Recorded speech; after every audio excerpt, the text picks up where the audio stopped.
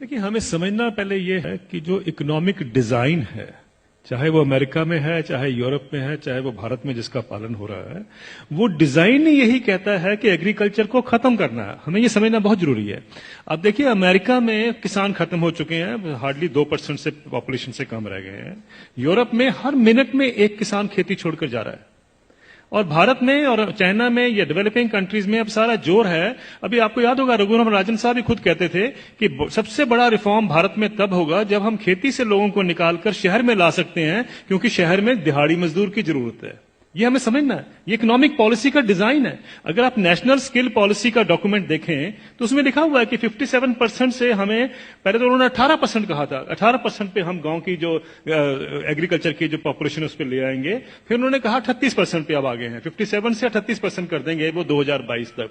यानी ये सोची समझी रणनीति का एक हिस्सा है कि किसानों को खेती से बेदखल करना है, शहरों में लेके आना है। ये हमें जानना बहुत जरूरी है। जब हम ये जान जाते हैं तो उसके लिए जो पूरा इकोनॉमिक ढांचा बनाया जाता है। अब जैसे बताया आपने पहले कि देखिए क्राइसिस है, इतने सालों से किसान को इनकम नहीं मिल रही है। जब हम दूसरे सेक्शन को देखते हैं, मैं इसका एक उदाहरण देता हूं सिंपल सा। 1970 में गेहूं का दाम 76 रुपए प्रति क्विंटल था, जो 2015 यानी 45 साल के बाद बढ़कर 1450 रुपए प्रति क्विंटल हो गया 2015 में। उसी दौरान मैंने बाकी सेक्शन ऑफ द सोसाइटी का हाल देखा, उनका क्या हुआ इनकम का। मैं सिर्फ बेसिक पे और डीए ले रहा हूं। उसी दौरान में 45 साल के पीरियड में सरकारी मुलाजिम की जो बेसिक पे और डीए है वो 120 से 150 गुना बढ़ गया। और जो स्कूल टीचर्स की जो तनख्वाह बढ़ी है उस दौरान में वो 280 से 320 गुना बढ़ गई। और जो कॉलेज के यूनिवर्सिटी प्रोफेसर्स हैं उनकी तनख्वाह 150 से 170 गुना बढ़ी है उस 45 साल के पीरियड में। किसान की जो इनकम है, जो गेहूं के दाम से या धान के दाम से आप नापेंगे, वो 19 गुना बढ़ती है। अगर ये जितने सरकारी मुलाजमों की भी अगर इनकम 19 गुना बढ़ी होती तो ये नौकरी छोड़ चुके होते आज तक। प्रॉब्लम यह है कि किसान का हक क्या बनता है। अगर हम 45 साल के बाद जब उसको 1450 रुपए मिले थे, अगर मैं 100 गुना भी उसकी इनकम बाकी इनकम पैरिटी के नॉर्म से चलता हूं, तो उनकी इनकम जो है या उनका मिनिमम सपोर्ट प्राइस जो है वो 7,600 रुपए प्रति क्विंटल बनता था। ये उनका हक है। 7,600 रुपए क्विंटल बनता था, उनको मिला 1450 रुपए। फिर ये कहा जाता साहब ये पैसा कहां से आएगा। कभी आपने पूछा जब कॉर्पोरेट को पैसा दिया जाता है कहां से आएगा?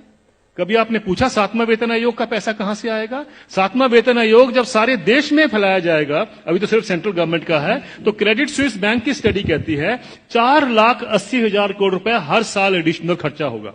किसी ने नहीं पूछा कि पैसा कहां से आएगा। किसी ने नहीं कहा कि फिस्कल डेफिसिट बढ़ जाएगा। आप किसान को 2 लाख रुपए दे दीजिए, 2 लाख करोड़ रुपए अनाउंस कर दीजिए साल का देंगे, हाहाकार मच जाएगा इस देश में। अरे ये पैसा व्यर्थ जा रहा है, ये लोग डिजर्व नहीं करते हैं, ये सारा कुछ होगा, फिस्कल डेफिसिट बढ़ जाएगा। लेकिन इंप्लॉइज के लिए किसी ने कहा फिस्कल डेफिसिट बढ़ जाएगा। ये सारी इकोनॉमिक नीतियां हमें जानने की जरूरत है। ये किस तरीके से डिजाइन बनाया गया है कि किसान को हम गरीब का गरीब ही रखें। और ये पॉलिसीज कितने दशकों से चलती आ रही है, सब सरकारें इसमें सम्मिलित हैं।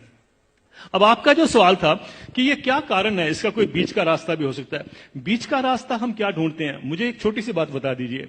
जब आपका इनकम मिलती है, 7वां वेतन आयोग मिलता है या किसी को भी अपनी इनकम मिलती है, तो क्या कभी किसी ने सोचा है कभी किसान को कभी हाउस रेंट मिला हो, कभी एजुकेशन रेंट मिला हो, कभी हेल्थ अलाउंस मिला हो, कभी बच्चों के लिए मेडिकल अलाउंस मिला हो? किसानों को क्यों, ये क्या किसान नहीं क्या इस सोसाइटी में रहते हैं?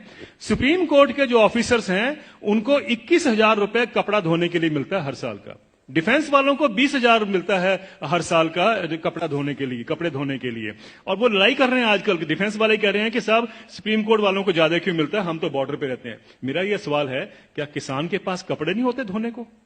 कभी आपने सुना है कि किसान के कपड़े के लिए 20,000 रुपए भी कभी उसमें ऐड किया गया हो?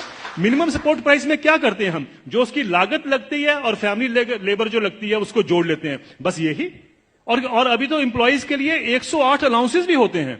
अभी तो तनख्वाह और डीए के बाद 108 अलाउंस मिलते हैं। जिस भी सज्जन को 108 अलाउंस मिलते हैं उसको तनख्वाह की क्या जरूरत है, मुझे ये बता दीजिए। लेकिन अगर मिलते हैं तो मैं ये नहीं कहता कि नहीं मिलने चाहिए, लेकिन क्या किसान ने क्या गलत किया है कि उसको नहीं मिलते हैं?